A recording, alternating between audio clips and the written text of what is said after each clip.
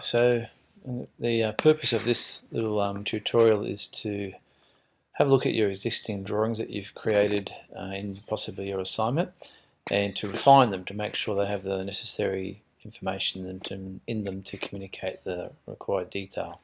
So I'm going to use an existing classwork detail drawing and also an assembly drawing, and just revise the major components of them so that we make sure we get them right. Let's first of all look at this sample detailed drawing that's been given to us here in your classwork. We can see that it's not your standard detailed drawing in that we do have detail images illustrated here of the stem, the screw and the block. But we can also see that there's a parts list as well. So this is like a combination, I suppose, assembly detailed drawing. And you can do that if you want.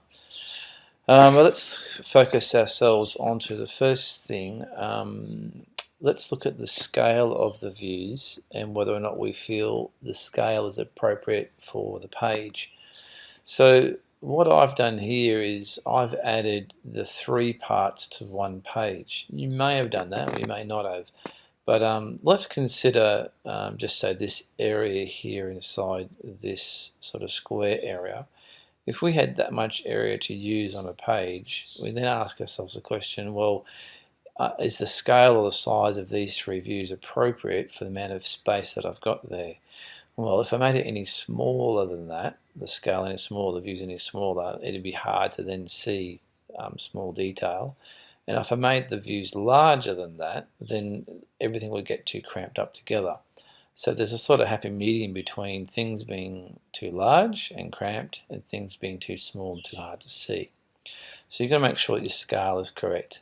Also remember that when you bring your first view in, when I did this, it was probably this view here. You must project the top view from that view up there. You must project the side view from that view out to the side. Please don't bring in separate views and try to line them up. It'll never work. Okay, so we can see here we've got 3 views which were required to communicate the detail of the block. We also used 3 views for the screw. You could argue here, I suppose, that for the screw, is there any really need to have this top view there? There's no dimensions on it. There's no information really on there that couldn't be deciphered from the side view. So I suppose you could say we don't need that top view there. That leaves us with the stem. Why only a front view and a side view? Well, if the top view was up there, it would be exactly the same as that front view, and like we said, no information really that's going to be given to us, so therefore only needing the 2 views, not 3 views. And that's what I'll be looking for when I mark your assignment, to see who's made those good refining decisions. So let's leave views alone, and now let's look at dimensioning. Let's concern ourselves with this view over here. I might just see if I can zoom in a bit, if I can. Okay, dimensions. So the general rule is that the dimensions you put onto the view need to be enough dimensions that someone could pick it up and then from that drawing make the part. So let's look at this front view here first. We have an overall height, we have an overall length, and then one of the other views must have a width. We said there's no dimensioning on the top view, but on the side view we do have an overall width. So there's your basic dimensions first: height, length and width. Then we start looking at the features that are contained on there. So we need to know the distance from the outside to the edge of the hole in height, distance from the outside to the edge of the hole in length, I suppose, and also this other 22 is used to describe its position there as well. You'll notice this 30 dimension is used quite well to go between one view and the next, to show that that is the distance from the top on both these top edges down to the center. Couple of things with dimensioning. Only include dimensions on the views that require it. You can see I've deliberately left the dimensions off the top view to try to declutter the drawing. Also on these detailed drawings, you'll see that we have chosen from view display to have hidden detail lines displayed, and that's pretty much a standard choice when you are doing a detailed drawing. That changes for assembly. We'll talk about that later on. Also, another thing that you must include is center lines. You can see here we've got the center lines for this hole. We've got the axial center lines for the hole there on the end, and also the center line for the hole also in top view. Center lines are created where you have a cylindrical extrusion or hole. So we can see here these are our center lines to represent a hole, whereas over here on the screw part we have center lines to represent a cylindrical extrusion. So wherever you have a cylindrical extrusion or a hole, we should see a center line, and that is done through the Annotate tab, Center Lines, when you're doing detailed drawings. Okay, so hidden detail lines, enough views, dimensions. Dimensions, you'll see here that the larger dimensions are always on the outside, smaller dimensions are closest to the drawing, and you'll also see that they're evenly spaced distance away from the outline of the drawing. So make sure the first dimension is about 10 millimeters away, and then every other dimension is another 10 millimeters, and so on away from there. Detailed drawings. Okay, let's just look at the one below it.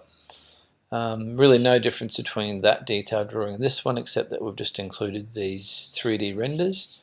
That might help to clarify for the audience the overall shape. So these renders come from the rendering engine within Creo, and they've simply been put in there later on. I'll see if I can do that. So zoom out a bit. And you can see that it's just another image that I've put over the top of this actual PowerPoint slide. So that image there has actually just been pasted over the top like so. So it's a rendered image. Probably looks better than the standard colored image that comes from the Creo drawing file. Let's go to the next one. And you've got to ask yourself here, well, is the follow environment, which gives you all of the materials that you've used in rendering, is it valid for this particular drawing? Maybe for the stem. I don't think for the block though, because we can't see the hole. Possibly for the screw. So once again, you've got to make some value decisions there. Okay, let's leave details alone and let's now go to assembly drawings. Let's look at the assembly drawing of this actual marking gauge. So let's study this one first of all. Okay, first of all I can see some things that are good and some things that are bad. The good things are we have a sectional view. Remember, all assembly drawings are trying to illustrate or communicate to the audience how the parts relate to each other, and that is clearly seen by cutting the object in half and looking inside to see where the pieces fit together. So to do that, we've got a sectional view. We can see our line section AA, and this is our sectional front view projected from there. Clearly you've got the cross-hatching lines at different angles, so we can see the difference between the parts of them. Bomb balloons to identify each part. You can see here number 1 is the block, 2 is the screw, and 3 is the stem. You will see though that number 2, for some reason, it's changed from a filled dot to an arrowhead. I'd keep them all the same if I were you, and I normally go for filled dot on that surface. There's an error here in that hidden detail lines have been used in this assembly. Generally speaking, hidden detail lines are not used in any of the views on the assembly drawing because the whole idea of being able to see inside is achieved with a sectional view. Let's look at the next one. We've got rid of that 3D and we're putting in color. Ask yourself the question, does including the color help? Maybe yes, maybe no, and we can also see an error here with hidden detail lines. So the hidden detail lines need to be turned off in the assembly drawing. Let's look at the next one. This is getting better. We've got something similar to the first drawing. We've got color used, we've got our sectional line, we've got a full assembly. We've still got that problem though with the hidden detail, but we have now an enlarged detail view, which is this area here has been enlarged and placed on the page over here. And that's very useful because we can see it's been blown up and we can see the relationship between the views. Is there one more? There's a few more. Let's have a look. Oh, this one's what we call a part section. maybe not appropriate. And also the last one is also a part section, just done on a bigger scale. I think this slide here is probably the most beneficial to you guys at grade 9. Okay, so assembly drawings, let's have a look. There should be axis lines on the assembly drawings. There should be a sectional view, there should be bomb balloons, a parts list, perhaps coloured views, perhaps a rendered image. And obviously you want to have the images to an appropriate scale on the page. Let's have a quick look at a few others, see what we can gather. Okay, here's a detailed drawing of the barbecue utensil handle, a front view, top view, right side view. You can see I've chosen to only render the right side view, which is probably appropriate. We have a sectional view, so there's no reason why you can't include sections on detailed drawings as well, although we can see this is what we call a detailed assembly drawing, where we have a combination of detailed views and also assembly.